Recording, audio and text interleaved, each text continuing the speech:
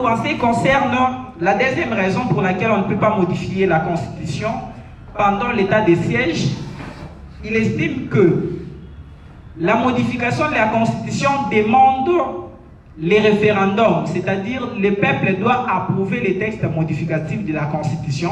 C'est la raison pour laquelle pendant l'état de siège, on ne peut pas modifier la Constitution. Mais il donne également un tempérament. Le tempérament est même donné à l'article 219 in fine de la Constitution.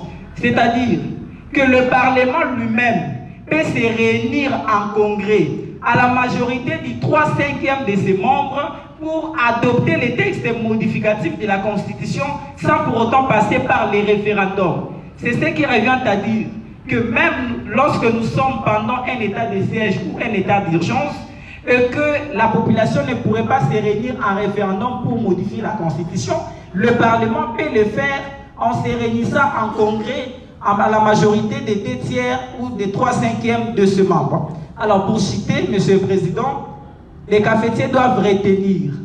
Il est certes vrai que l'article 219 a posé certaines circonstances telles que l'état d'urgence ou l'état de siège, pendant lesquelles on ne peut pas modifier la Constitution, mais l'interprétation téléologique nous pousse à dire que lorsque cet état n'est que partiel, c'est-à-dire institué pour une certaine entité de l'État, et que cette circonstance n'a pas du tout entraîné les institutions de l'État en ébullition, lorsqu'il y aura urgence, on va certainement modifier la Constitution. C'est par ces mots que je vous remets à votre attention. Merci.